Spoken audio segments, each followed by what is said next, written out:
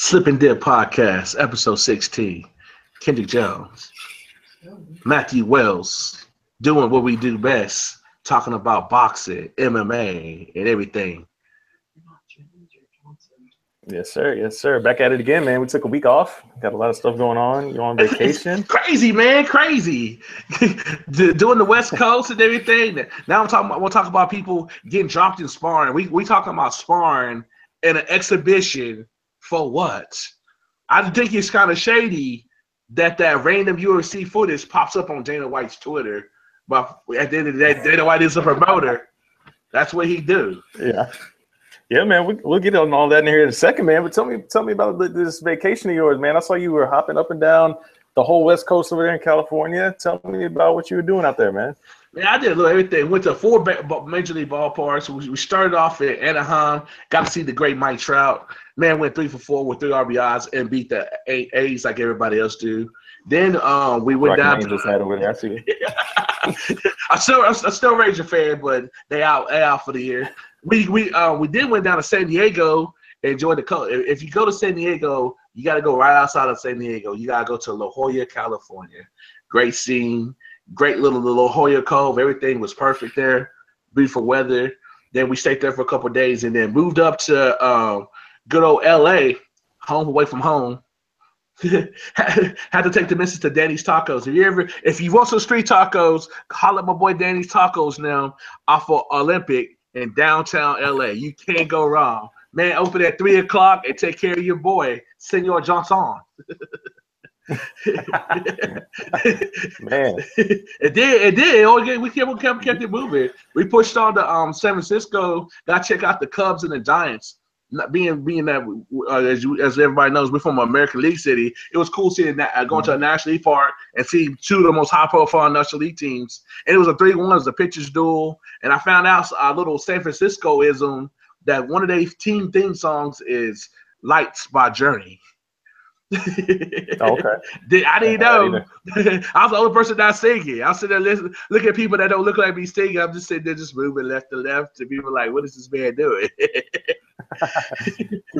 Times, man. You're supposed to know these things. The next day we took it to the other side of the bay. We did both sides of the bay. Went to Oakland, found a hustle man trying to hustle for $20 for tickets. Gave him 11. Still got up in there. Sat there for about 3 or 4 innings. You can't hustling. I'm talking about we on the lower bowl too. Us and the other 20 people that was up in there. And then the Friday we went to Safeco Field. Got to see Edgar Martinez this weekend. I know you're a baseball guy coming from a baseball family. Do you think he was really that great? Of course, absolutely, man. He had his own weekend. I'm thinking. Yeah, he ain't Pudge Rodriguez though. He ain't getting no Mr. Wells or Paintings. Hey, actually, I think he may have done one in the past. I think he did.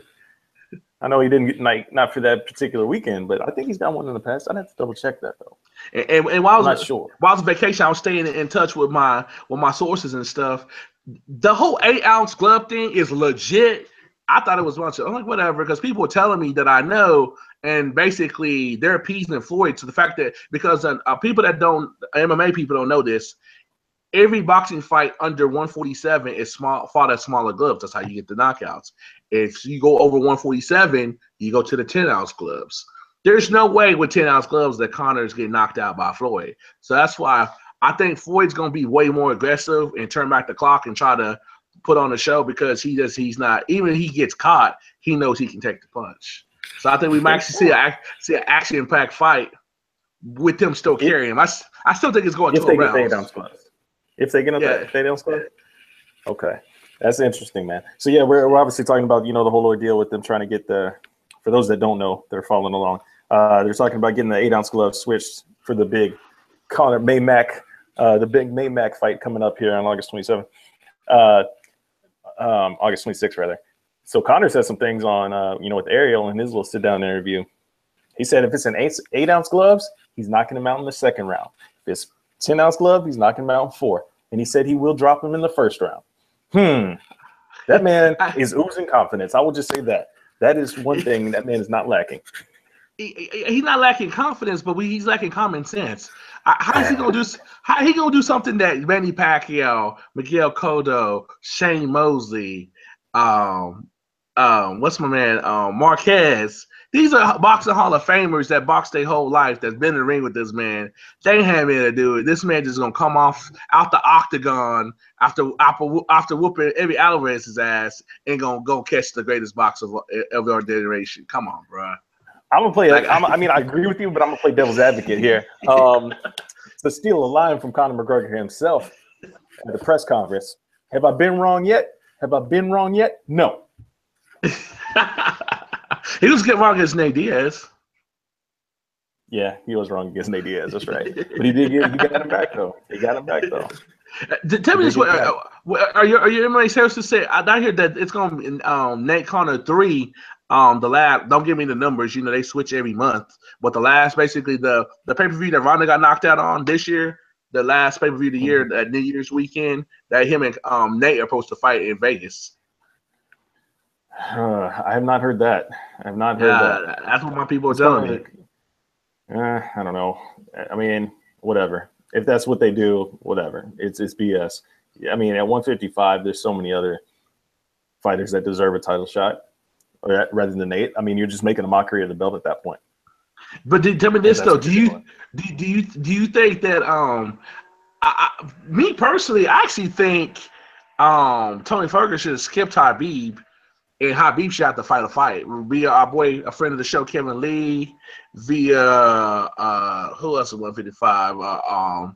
Dos Santos or somebody to be able to get that title shot because he didn't do his job. We wouldn't be talking about this.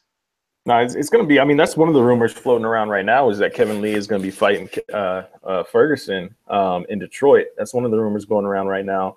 I don't know if that's going to be the fight, but I would be willing to bet money on Kevin Lee at least fighting in Detroit. Like that's a lock. Like whether it's going to be against Ferguson or not. The Motown phenom going to be in Motown throwing some. Yeah, but I mean it makes sense for both guys, for at least both of them to be on the card in some way. You know, they're both from that area, so.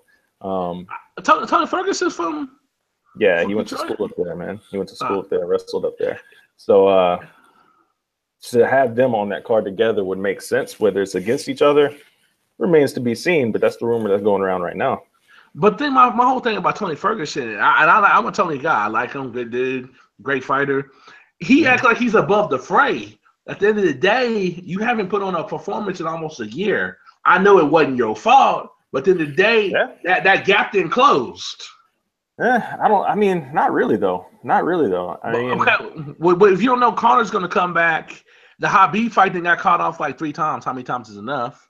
Yeah. So, and then there's nobody else under him. You got Eddie and Justin tied up on Tough, so they're going to be fighting at the end of the year. And then that's it. You got Edson Barboza floating around.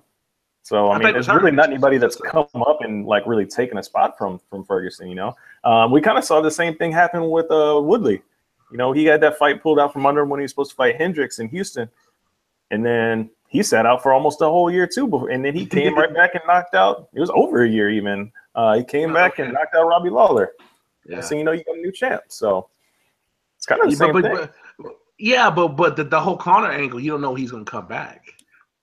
Yeah, that's the thing. If I'm Conor, and I mean it all depends on what happens against Mayweather, man. If he goes out there and knocks out Floyd Mayweather, I know, right? But if it happens. You know, probably, why would he go back to the octagon, man? Like that would set up other fights against other boxers to get paid another $100 million. Like he could fight the winner of Triple G Canelo. You know what I'm saying? He don't want that. He might win it. Hey, it would happen, man. Like, let's see. I'm being serious. I ain't never heard that one. If he beats Floyd Mayweather, why would he not fight the winner of Triple G Canelo? Give me one reason why he wouldn't. Because he ain't gonna make $100 million to fight them. I tell you right now. Oh, I disagree, sir. I disagree. He becomes the A side exponentially if he goes out there and knocks out Floyd Mayweather. He'll be, bruh. Say for instance, Canelo beats Triple G. He would not be the A side of a Canelo. Maybe Triple G. There's no way. Canelo's the closest thing that's an A side to Floyd. There's no way he not in boxing world. He's not gonna outdraw Canelo. Canelo's that dude now. Oh man, but Conor would be that dude if you Canelo did 55,000 at Cowboy Stadium, AT&T Stadium against a nobody dude, and I covered the sport, and I barely knew who Liam Smith is by himself. Yeah. Canelo's that guy. When it comes to John Paul, that's what I'm saying. You put Conor against Canelo after assuming Conor knocks out Floyd. That is massive because then you have two younger guys in their prime fighting each other. I'm talking that would do bigger than Mayweather McGregor, I think. Yes. Well, he ain't gonna, it's all hearsay. It's all hearsay because he's not gonna catch Floyd. I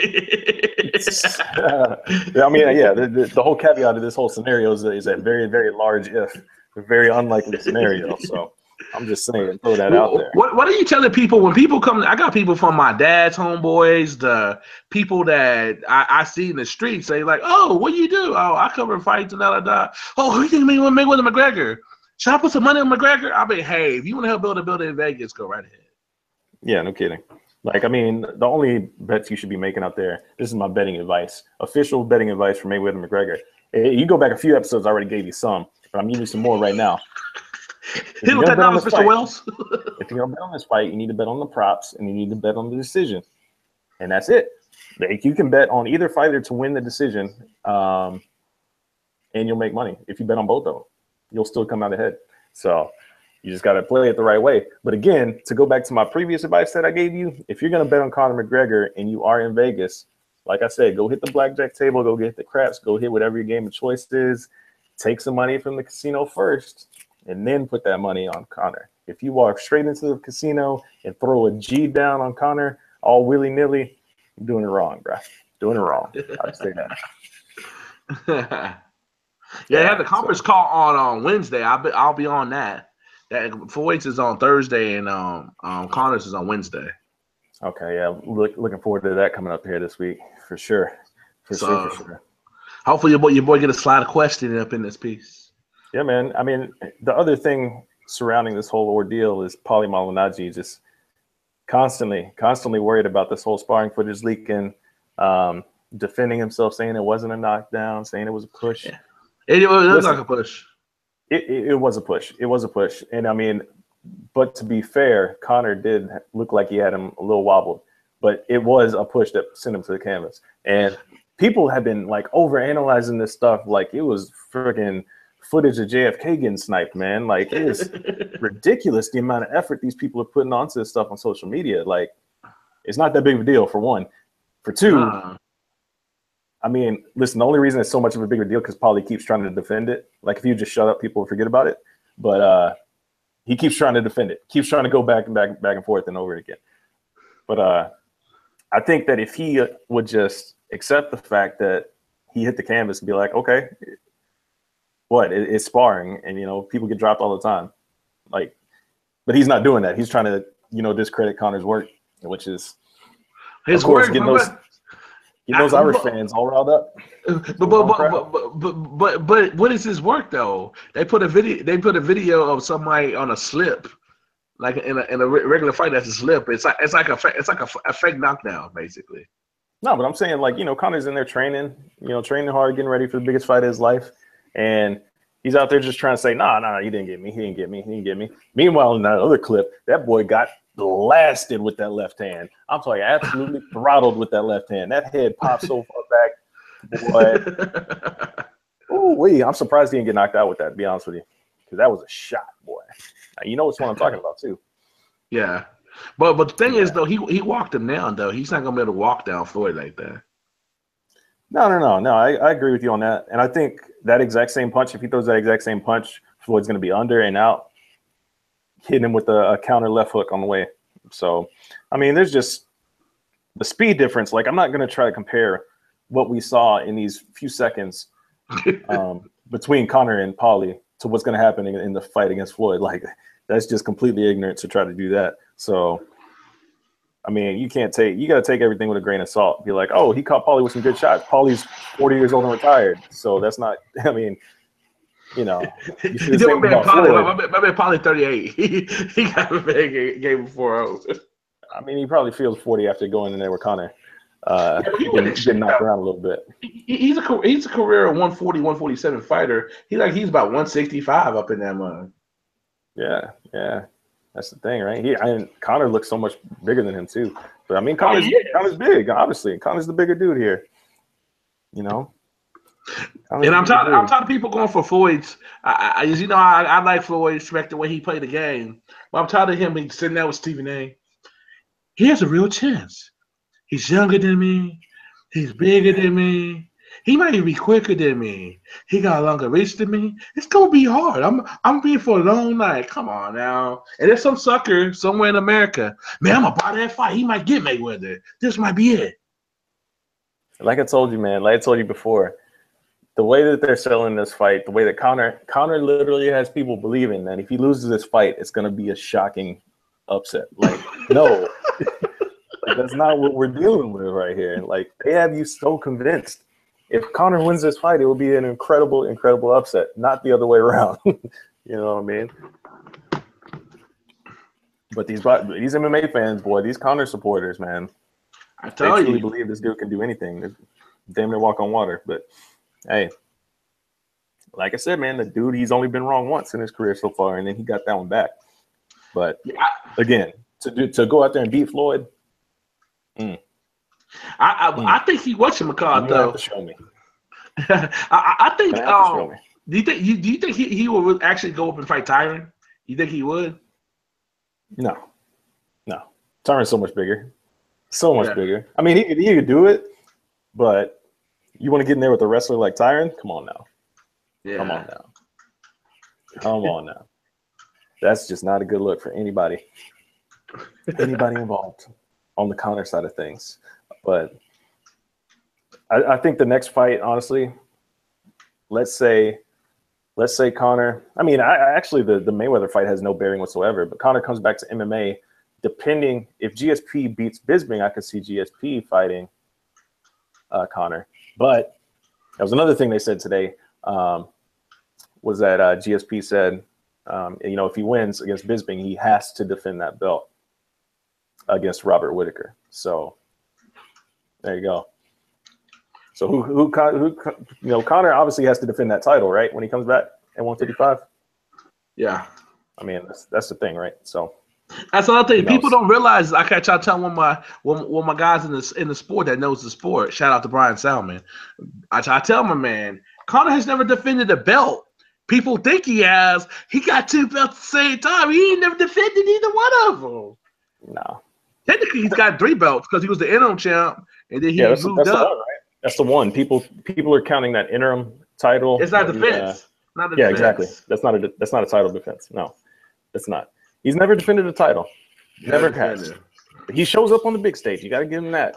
I'm not hating on him, but people to be talking about, like, for instance, like when people be hating on our brand Tyron, as Dean Thomas pointed out on the last Slip and Dip podcast.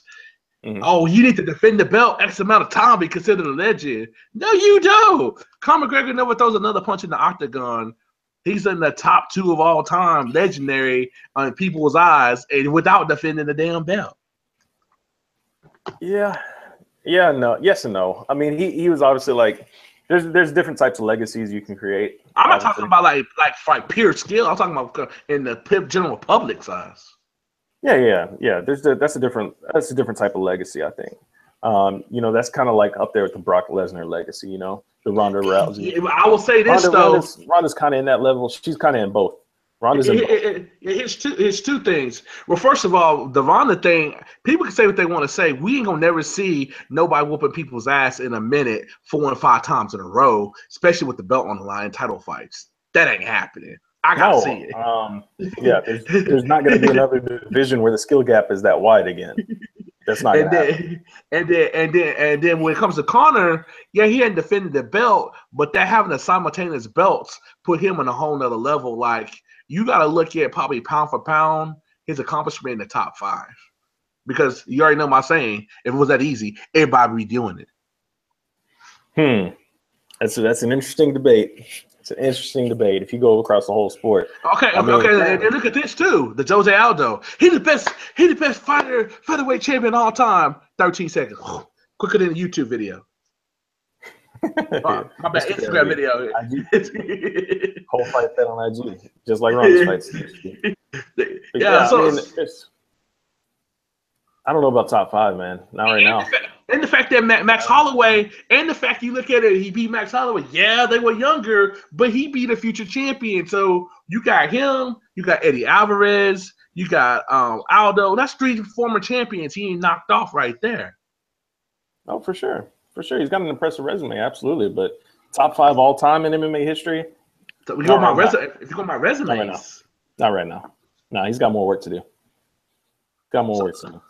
So top 10 for sure. I'll give you that. I'll give you top 10 for sure. So who'll be the top 5? Who'll be the top 5 besides John Jones, Randy Couture, and GSP? Man, let's see. Who'd you say? You had John Jones, GSP, and Randy Couture. Anderson Silva. I forgot about the GOAT. My bad, Spider. Shoot. Hell. Demetrius Johnson. No.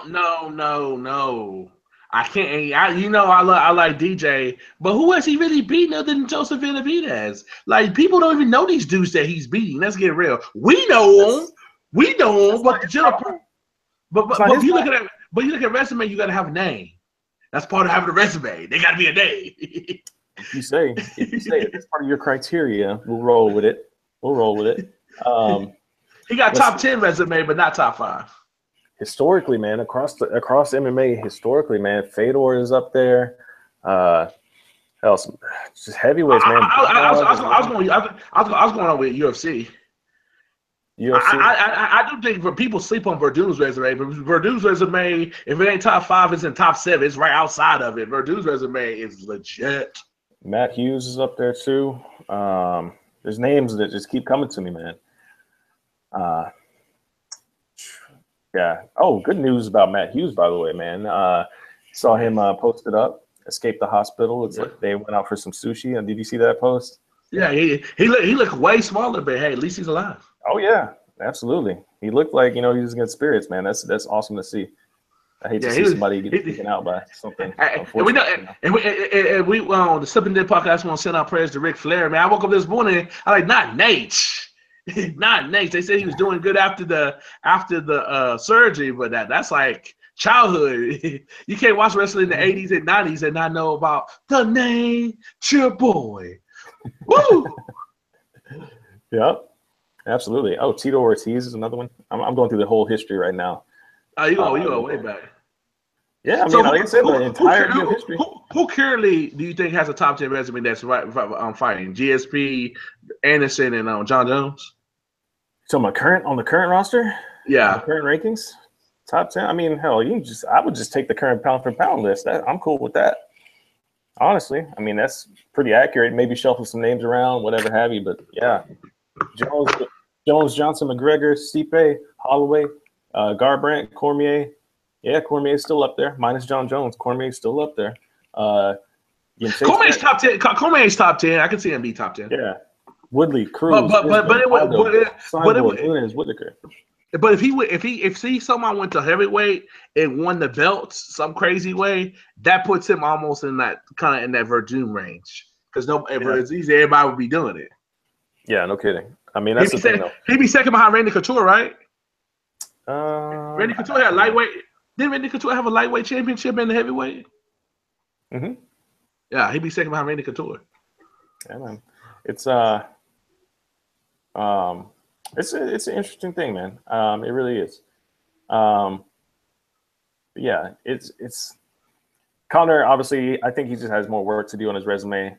I think he's made more waves outside of the octagon than he has inside. And I'm not trying to discredit what he's done inside by any means, because he's done some impressive stuff. I've been to 4 of that dude's fights.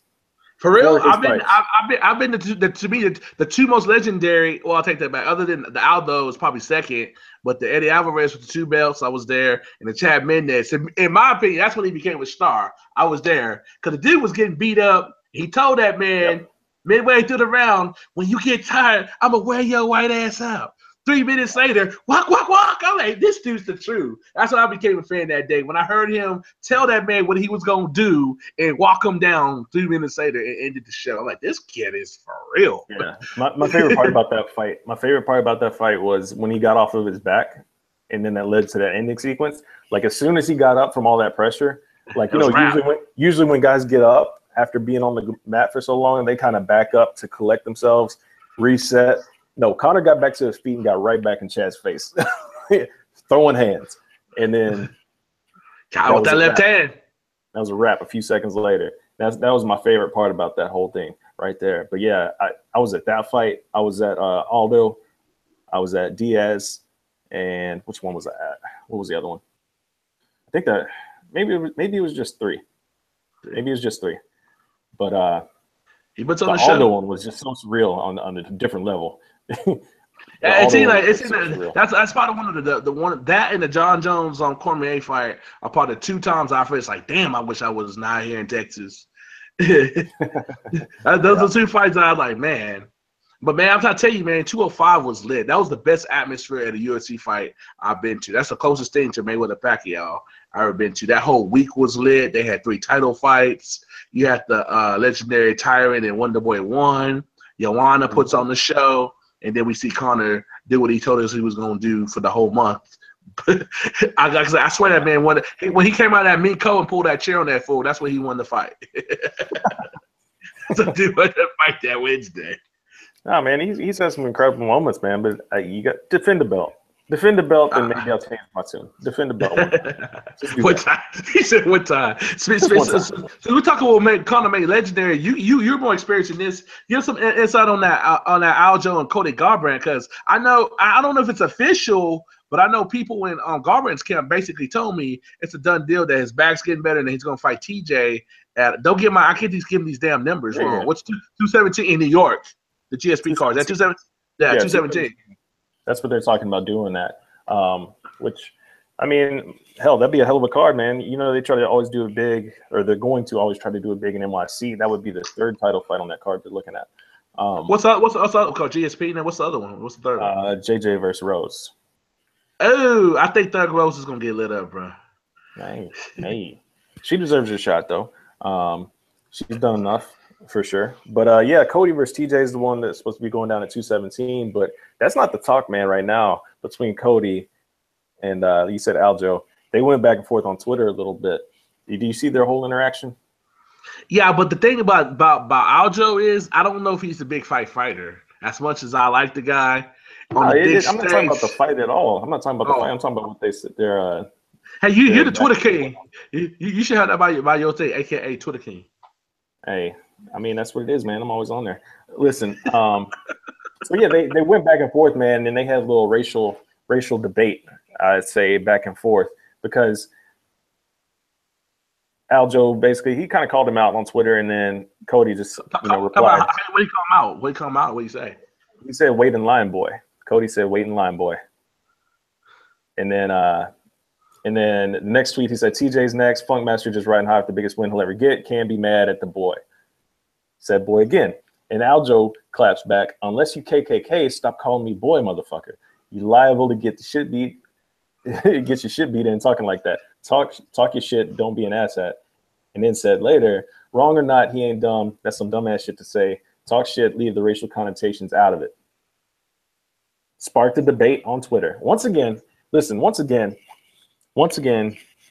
Twitter, MMA hashtag MMA fans, try to tell people what is racist and what is not. They're ignoring the fact that, yes, when you use the word boy, talking towards a black man, that has racial connotation to it.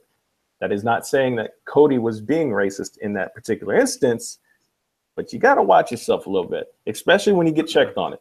If you get checked on it, don't try to say it. Don't try to tell a black man that they're wrong about that. Like, there's literally historic racial connotation to using boy in that manner towards a black man. This is one of the questions that got posed to us too for this episode that we were going to get to before we got out of there. But yeah, Garrett, one of my followers, GODZARK is his Twitter handle, and he asked this whole question about it, trying to get our debate on it and our take on it. And, you know, some people are on there saying, yeah, it's not racist. The word boy is not racist. Yes, the word boy itself is not racist. However, calling a black man boy has a historical racial connotation to it. So if Aljo takes offense to it, you can't be mad at him because Aljo's a black man, right? I mean, I've seen the dude. I've interacted with the dude. His skin is darker than mine. So, yeah, he's right to, you know, hey, watch yourself on that. I'm not calling you a racist, but check yourself. That's all he was saying. Yeah, and I think Cody Garbrandt now, they showed me love from day one. Before he was a star, he came up here. Then he had to on his own time, and we sat down, did a one-on-one about a year and a half ago, and basically told me what he was going to do to Dominic Cruz. Ain't too many brothers in this media game, so I don't think if he was really racist, he'd be like, "Hey, brother, let's talk for 30 minutes." I've talked to Cody too. Waiting outside of the MGM in a taxi line, Cody just happened to walk up, and me and him had a little chat for a few minutes. Good guy. Cool as hell. He's a good dude. Both guys are cool. Both guys are good guys. And no, I'm not saying that. I'm not trying to say that he's a racist or anything like that at all. But I'm just saying when you use the word like that, there's connotation. There's connotation. That's all it is. And just be mindful of that. That's all I'm saying. Just be a little bit mindful of it. You know. And then there's people on there's people on both sides of the fence. People are calling Aljo a race baiter and all this stuff now. Like, no. That's not. But tell me this: why do you see people get mad when black people point out something and be correct? It's like, to me, it seems like we got more racist fans than racist fighters. But what I know, I'm just an educated brother. I don't know nothing. Yeah, they're trying to tell you what you should and should not be offended by, regardless of historical fact. I mean, this just doesn't make any sense. And I see it on Twitter. I kind of laugh. Sometimes I respond, try to tell them, hey, this is what it is, like it or not. I mean, open the history book is right there for you. You know, it's a Google search away, man. It don't take no time. 2017, open up Google, find the answers to the whole life right there. But shout out to Garrett for sending that question in, man. That was one of them. We'll get to the second one here in a minute. But I hope that answers your question, Garrett. I hope it does. But yeah, I don't think there's any. I'm not gonna say for 1 second that Cody's racist, by any means. He's a cool ass dude. Like I said, I've had a few conversations with him. He's a nice dude. We working behind the scenes from getting him on the show. Right. Well, we're trying to get everybody on the show. We're gonna have the whole roster on the show one day. Whole roster. Get out the way, Ariel, in the MMA hour. We're gonna have all 500 fighters on one episode. You'd be like, all right, you got 2 seconds, go. 2 seconds. Nah, man. Can you imagine the production that would take? We're nowhere near that level. No. We're nowhere near that level. No, that would be something. That would be something. You want to get into the second question that we got sent in? What second question? We kind of already touched on it, though, a little bit. Mike Pendleton, MP2310 on Twitter, asked your thoughts on UFC 216 not having a main event, but UFC 217 almost a full card. And what will the main event be at 216? Well, first of all, why do people be worried about shit that's like 3 months out? Well, I guess 2 months out. Second of all, when you have 3 title fights, they learned from last year. What happened after that, the 3 title fight? If it wasn't for Ronda, they would have been effed on 207. You can't just have 3 title fights and then think the next pay-per-view is going to be worth anything. Because that's what that meant. Hell, Ronda stole the show without even saying a damn word. She didn't say a single word. Got her 15 million and went on about her business. But it wasn't for her. That whole card would have been a disaster. Hey, let's look at it though. I mean, 215 is the 2 title fights with Demetrius versus Borg and Nunes versus Shevchenko. 16 doesn't have a main event. 17, you got 3 potential title fights. So what's gonna be the main event for 216? Another thing too, people forgetting they have 2 in December. That's a whole other thing. That's that's going to throw off that schedule because, like we already talked about, the Tony and our man Kevin Lee will probably be fighting in Detroit. That's at the beginning of December. A lot of people forgetting about that pay-per-view. I think that Detroit pay-per-view card's going to be slicker than what people think. Oh yeah, it's gonna be nice. I agree. I think it'll be nice. But I don't think 216 has to have a main event though. Oh, it does. Not main event. Not main event, but have a title fight. Oh, it absolutely does. Yeah. It has to have a title fight. Yes, every pay-per-view has to have a title fight these days. Everyone. If you don't have a title fight on the head of your pay-per-view, especially considering how I'm gonna read off the card right now, okay? This is what the card is right now. Hold on. You said the title fights for New York. We got the GSP fight. We got Cody now, and you said Joanna, right? Joanna and Rose. Like, I would prefer if they moved that fight to 216. But if that's the case, then they could do. I thought from what I gathered, that they're gonna put Frankie Edgar and them and Max on the New York card. On the New York card? Yeah. I mean, it's possible. It's possible. I mean, 216 was originally supposed to be Stipe versus Kane. And then Stipe came out and was like, nah, my contract's still not right. So that was supposed to be the original main event for 216. Oh, okay. So that's not happening. But, you know, I would prefer to see JJ versus Rose on 216 because that's in Vegas. Joanna likes Vegas. Why not have her first headlining spot?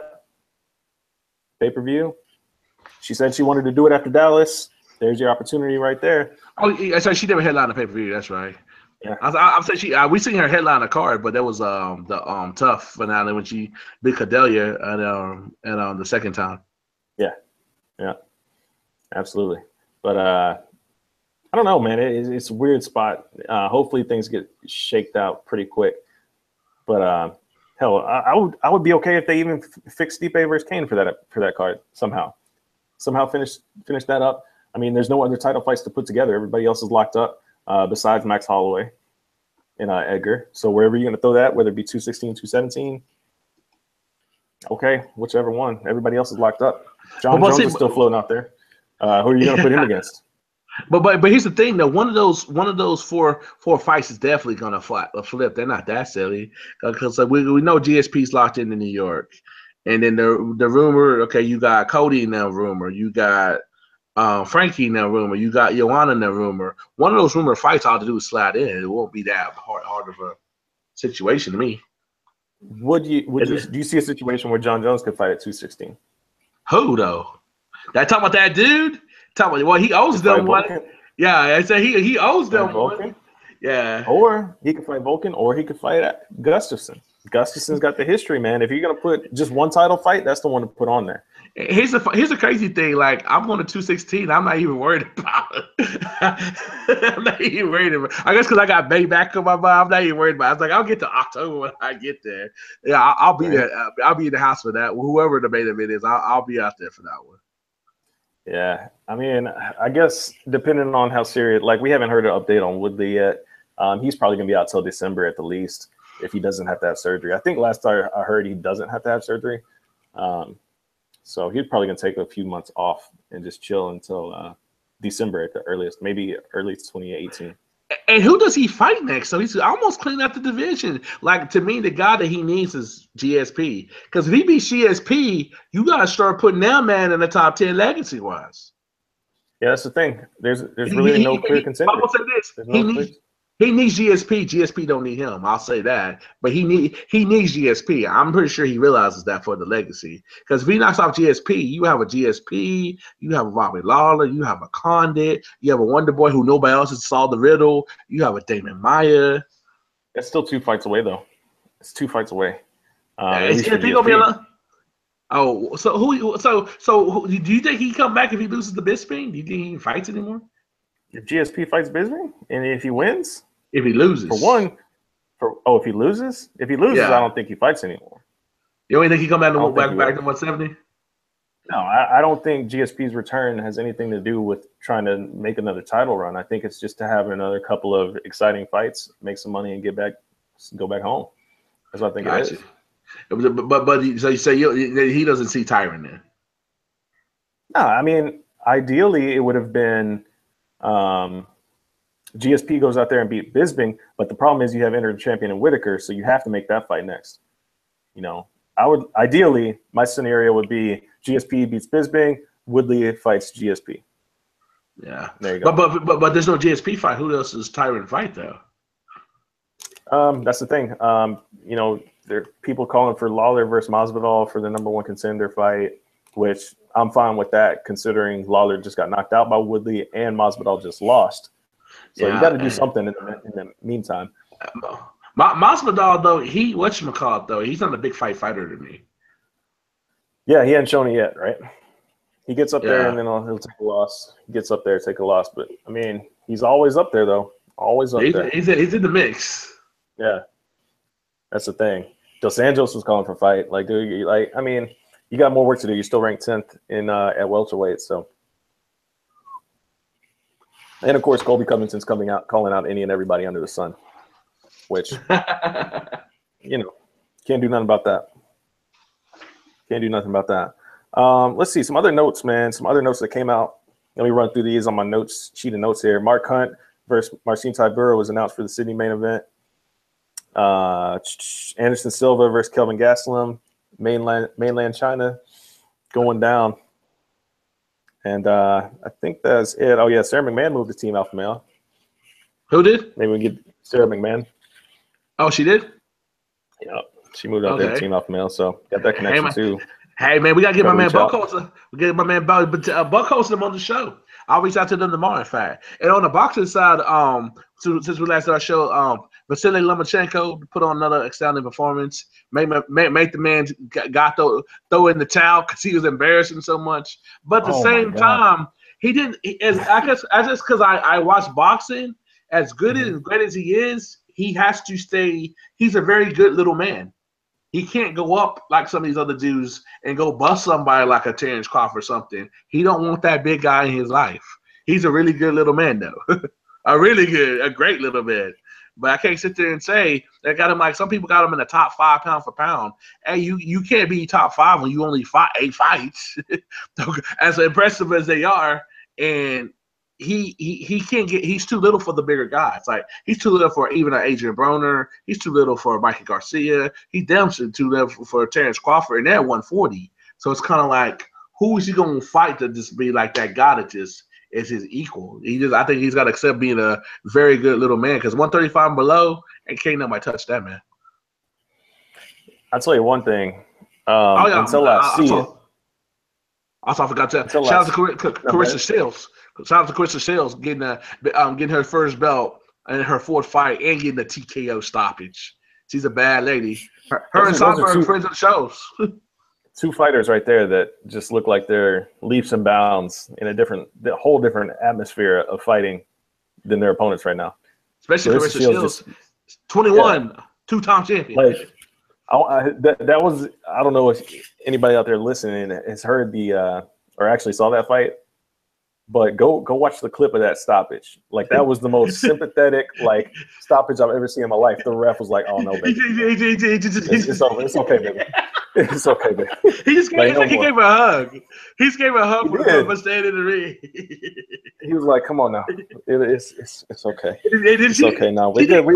No more." Cried, but she just put her head on his shoulder. Like usually fighters protest or nothing. She's like, I'm seriously like that was the most sympathetic mercy stoppage I've ever seen in my life. Like she was just standing there, and the ref was like, "Nah, we're good. No more." But Lomachenko though, man, he's just out there piecing dudes up, making them quit. Ooh, that boy is something else.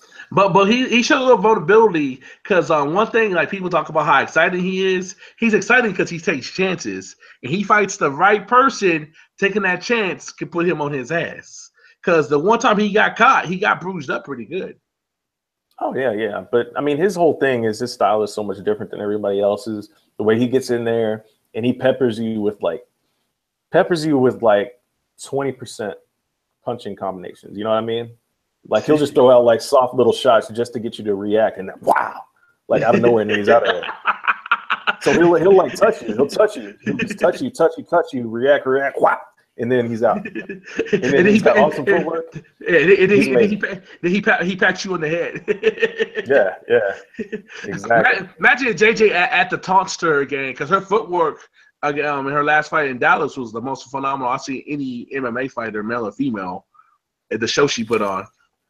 Imagine she add taunts to her game. I mean, hey, all it takes is her opponents to start talking crap because she will definitely dish it out. We've seen that many times in the past. But who talks noise to her in the fight though, other than Cordelia the first time?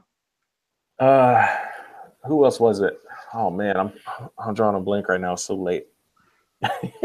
Carolina was looking at her crazy, but she went that was one of them. Carolina, there was some tension there because she was trying to prove the actual fight. I'm talking about the actual fight though.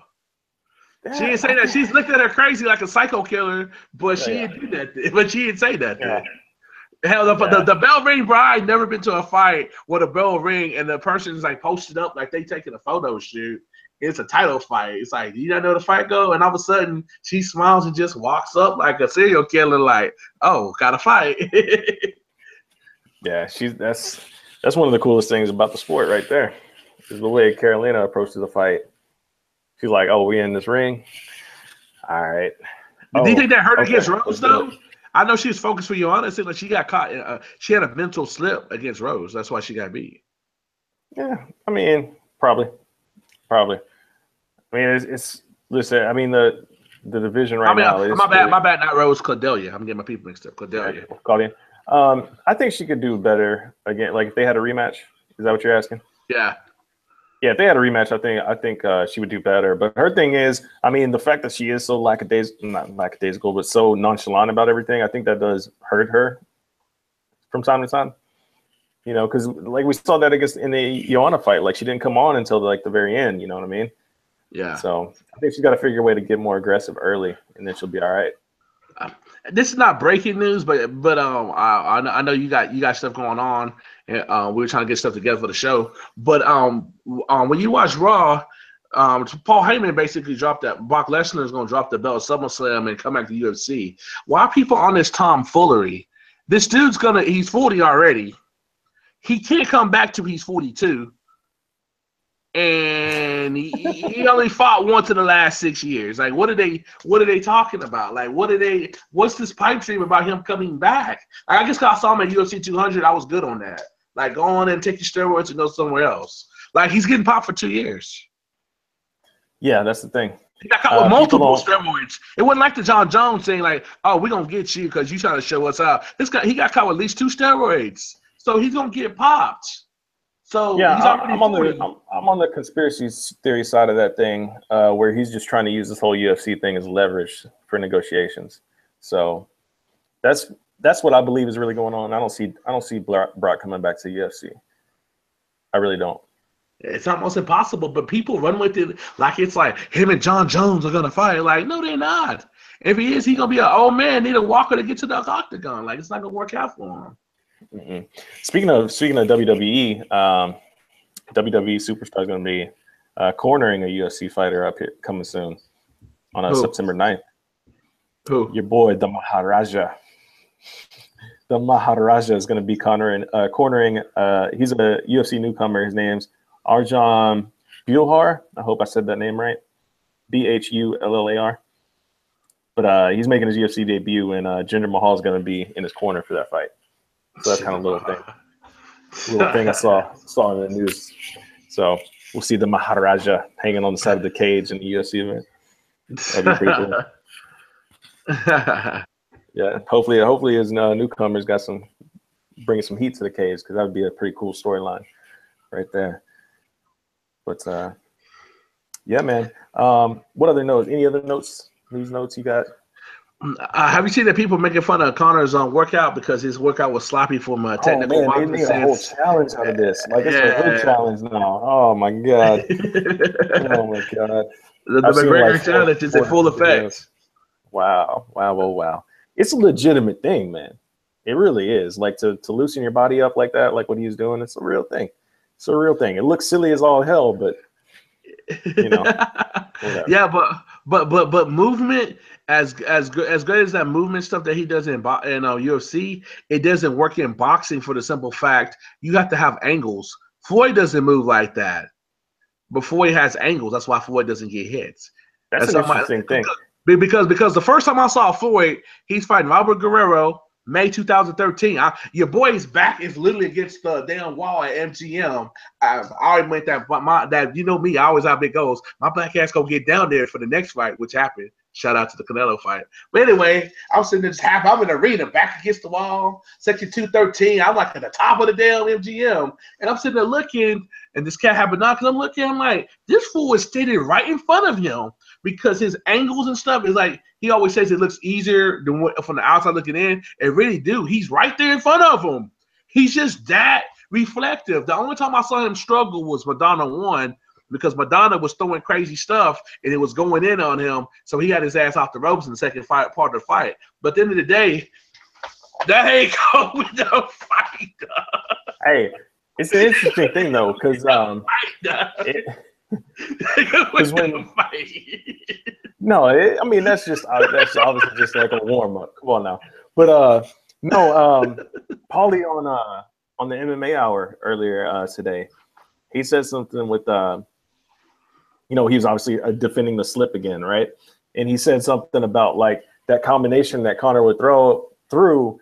And with the way that Paulie reacted and dipped under, Conor's hands were supposed to be here, like in this other spot. And that's also kind of why he got knocked down. I'm like, so wait, so Conor being unpredictable was a bad thing for you? Is that what you're trying to say? Because the way he kind of just threw that out there made it sound like Conor not necessarily doing the traditional thing was a bad thing. Like, you're going to have to be so unpredictable to beat Floyd Mayweather in this fight. I think anything unpredictable is a plus. When it comes to like traditional boxing. Oh my God, this guy. If he walks, if he does that in the cage, man, that's going to be a gift forever. Or in the ring. On the but the thing is, that's what he does to get warmed up for a fight. If you look at the walkout for 205, the show of all shows for UFC, I have the video on Ring TV Digital. He comes out to the I Run New York by 50 Cent. And he walks around the octagon like that. No, that's him doing the McGregor strut. That's a little bit different. The money walker with the man strut, whatever you want to call it. Yeah, but that McGregor challenge that's something off the chain. Yeah, the internet's going to do what they do. They already made so many different adjustments to that GIF. I saw one where he was dribbling a basketball. I saw one where what was he doing? Where he was like doing what's that game, the Fruit Ninja, where he was slicing stuff up. Like, I saw all sorts of edits on that clip, man. All sorts of edits. But the internet's gonna have their fun with it for sure. Yeah, Terrence Crawford made a big deal about it. Yeah, I saw one where it's like a whole group of like 10 dudes doing it all at once. It's like, come on now. What I should expect nothing less from the internet at this point. But yeah, man, we done read through our whole list of notes. It looks small on here, but all those notes hit up. They released a whole fight card for Mayweather McGregor. That was the other one we didn't touch on. But hey, slip and dip, but we give it to you live and uncut. We keep it real. The whole truth, nothing but the truth. I want to get out of here on this. Obviously, we'll have another episode for you on next week. This is a slow MMA news week, but I gotta bring up the fact, man. Neo-Nazis, white supremacists, y'all can kiss my ass. Get out of America. That's for damn sure. And 45, with your 3 days late address of it, you missed me with that one too, buddy. And yeah, I mean, I just scroll through my Twitter timeline, man. I've sounded off on that so much in the past 3 days. Like, I feel like I've been kind of overdoing it, but there's just so much ignorance out there in the world, man. And rest in peace to the young lady that was killed in Charlottesville, and all this madness. Just stop the hate, man. Just stop it. Preach. Stop the hate. Well, that's the best way to in episode 16. Yeah, cap it off. We'll be at you Monday or Sunday with number 17. Hopefully, we'll have a guest for you. Yeah, for sure. Till then, peace.